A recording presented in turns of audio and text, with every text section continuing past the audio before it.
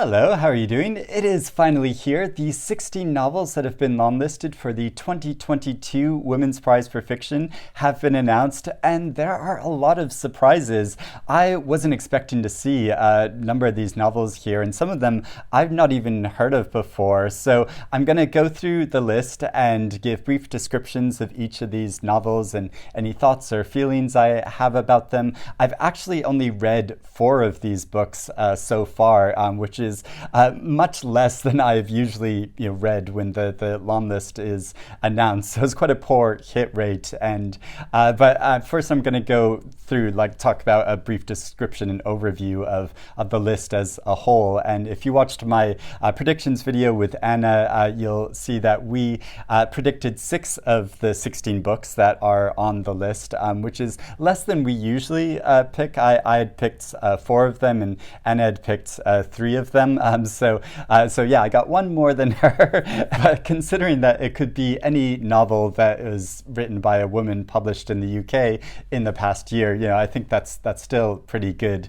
And there's quite a big diversity of authors. There's a number of authors that are English, a number that are American, but there's also an author from Trinidad and Tobago. There's an author from New Zealand. There's an author from Turkey. There are at least 4 debut novels on the list, and a number of these authors have been listed for the prize before, so it's exciting to see they have new work coming out. First up is The Bread the Devil Knead by Lisa Allen-Agostini, and this is a novel about a character named Alethea, who is a woman approaching 40 and runs a boutique in Port of Spain in Trinidad and Tobago, and she's quite a confident woman, but she's also experiencing domestic abuse. And one day she witnesses a woman being murdered by her jealous lover, and this makes her realize that this could be her. So it becomes a turning point in her life, and it follows her story. It's told in a Trinidadian dialect, and it's narrated from her point of view, and it's meant to be quite emotional, but also has a sense of humor to it. The author is also a stand-up comedian.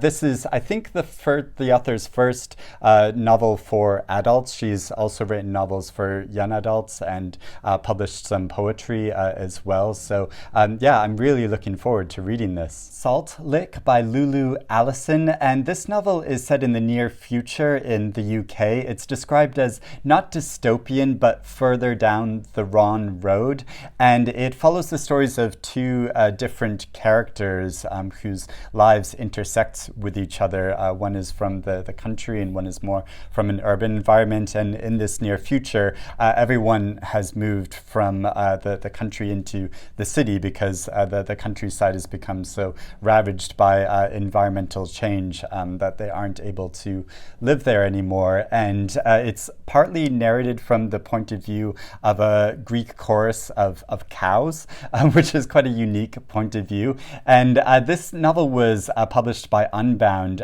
which is so it was crowdfunded. So it's really exciting to see this publisher have a book on the list. The author is also an artist, and she has a really fierce author photo. Careless by Kirsty Capes, and this is a novel about a 15-year-old girl that has grown up in foster families, and one day she discovers that she herself is pregnant, and she doesn't know who to turn to and what the right decision is that she should make. So it's about her journey, but also about her strong friendship with another girl who is going through her own issues and problems. So it's following their story. I've heard this book described by some readers as young adult fiction, I guess because it's about teenagers and about decisions like this. But this author is a former student of Bernardine Evaristo, so I think it'll be quite exciting to see what her novel is like. Remote Sympathy by Catherine Chidgey, and this is a novel by a New Zealand author, but but it's actually set in Germany during and after World War II, and it it has 4 different narrative strands, but one of the strands is by a woman that is the wife of a German officer, and she moves with her husband to this new village, which sort of seems idyllic, but there's a work camp outside of the village that her husband is in charge of, and you can sort of see how this is going, and she learns about the sinister things that are going on in this work camp, and it's about her unlikely friendship with a doctor who's a prisoner in this work camp, and the doctor has made a medical discovery which could help a lot of people, and so it's following their stories and is about the way in which we as individuals and communities can be blinded to some of the more nefarious things that are going on outside of our own communities, which seems like very topical at the moment, even though this is a historical novel. So yeah, it sounds really powerful, but it is a book that's over 500 pages long, and it's about quite serious subject matter in World War II. So yeah, I am really keen to read this, but it's one of those books that, seems like you need to brace yourself for. Flamingo by Rachel Elliott, and this novel is set both in the 1980s and in 2018, and is the story of 2 different families who came to live next door to each other. The mother of one of the families, who has 2 daughters, she is in a happy marriage with her husband, but she also develops strong feelings for the woman next door, and so it follows their different lives over a number of years, and the sort of secrets that amongst these different families. And I had read this author's previous novel, Whispers Through a Megaphone, which was also longlisted for the Women's Prize for Fiction in a previous year, and I really enjoyed that novel. I thought it was so powerful how she balances this humor with these genuinely moving scenes, which is I think a really difficult thing for an author to do, and I've heard that she also does this in this new novel. The Sentence by Louise Erdrich, who's probably one of the most well-known authors on the list and is incredibly well regarded. I think I've read 2 or 3 of her books in the past, and I've been really looking forward to reading her new book, and especially after reading about the summary, because it is set in a bookstore in Minneapolis over the years 2019 and 2020, and follows the story of a woman that becomes a manager of this bookstore and who was previously incarcerated, and so it's the story of her life, but it's also a mystery about a number of ghosts that inhabit this bookstore, and it seems like a lot of these novels actually concern ghosts or ghost stories, which is quite unique. But yeah, this sounds so good, and I'm really looking forward to it. The Paper Palace by Miranda Cowley Heller, and this is a debut novel about a character named Elle, who's a happily married wife and mother staying with her family in a summer camp on Cape Cod. And right at the very beginning of this novel, she has had a sexual encounter with a man from her past who she's had really strong romantic feelings for throughout her entire life, but also they share a secret with each other, and so you follow a 24-hour period after this incident and this encounter she has, but it also tunnels back through the past to tell the story of her life and her very difficult abusive upbringing and the trauma of her past and the secrets of her past. And I thought this was a very powerful and moving novel. If you watch my video with Anna, she had very different feelings about it. So yeah, we are going to have a lot of discussions about this book. I mean, one of the things I most enjoyed about it was the depiction of the mother, who is a very difficult woman, and I can understand the central character's frustration with the mother, but I just really enjoyed her bitterness and how difficult she was. But yeah, a lot of people commented saying that they felt the same way as Anna, but I also know a lot of people like me found this novel very moving as well. So yeah, there's going to be lots of discussions about it. And if you've read it, I'd love to know what you think about it. Build Your House Around My Body by Violet Kupersmith. And this is a novel which is a dual narrative between a character who in 1986 is the daughter of a wealthy Vietnamese family that disappears one day when she flees her father to go out into the family plantation and disappears. And also a woman in 2011 who's an American Vietnamese woman that it disappears from her new home in Saigon. So it's about the mystery of their stories, but also about the colonial history of Vietnam. And yeah, and it's another ghost story. This is a book that Anna picked that she spoke about so passionately. And also I know Matthew Sharapa loved this novel. So yeah, I'm really looking forward to finally reading it. Sorrow and Bliss by Meg Mason. And this novel, in a review by Claire Fuller, who was shortlisted for the Women's Prize last year, she said of this book, if the bell jar and Fleabag had a child, it would equal Sorrow and Bliss. And so this is a novel about a woman that is struggling with mental health issues, and she basically is able to live fairly like happy and relatively stable life, but also she has strong periods of depression. And there's, I think, a lot in this book about the issue of having children. And and I've just heard so many good things about this book. I'm really looking forward to finally reading it. The Exhibitionist by Charlotte Mendelson. And this is a story of a family called the Hanrahans. And the father of the family is an artist who is about to stage his first big art exhibition for many years. And this exhibition is meant to cement his position as a serious artist, but it's also about his family and his three children who are very different from each other, and his wife, who is also an aspiring artist that has kind of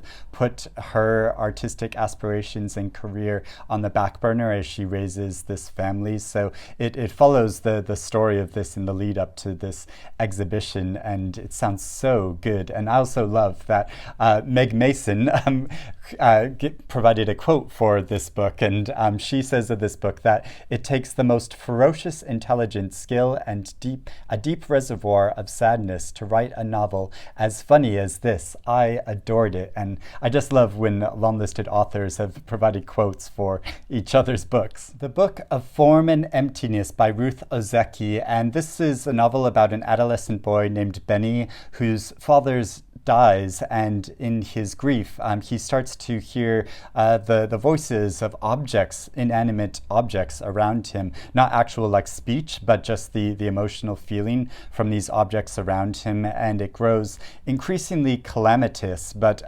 when he goes to a library, he discovers the objects there are much more polite in their voices, and so he spends a lot more time in the library. And I just love the sound of this story, and the way that Ruth Ozeki works philosophy and like Zen Buddhism into her writing. I've loved A Tale for the Time Being by her. So yeah, I've been really looking forward to reading this book, but it's quite long, as are a number of the books on this list. So yeah, it'll take time to get to it. This One Sky Day by Leone Ross. Yay! I'm so happy to see this novel on the list. It was one of my favorite books that I read last year. It takes place on a fictional Caribbean archipelago called Poppy Show, and actually in America this novel was called Poppy Show, but here in the UK the title is This One Sky Day.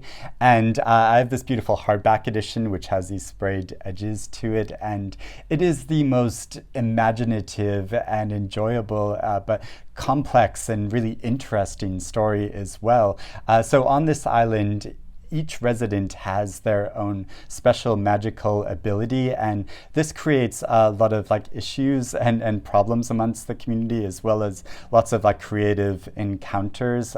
But it's also about the real world like politics of community life and a lot of different issues that are going on in this book. At the beginning, it follows the story of Xavier, who is a chef that is preparing for this big feast for the wedding of the daughter of a very influential member of the community, but it's also about all the politics going on behind that. But also Xavier is haunted by his wife, so yeah, another ghost story. But yeah, the way it's also about a number of different characters' lives, and so it follows the different threads of their stories and their encounters with each other.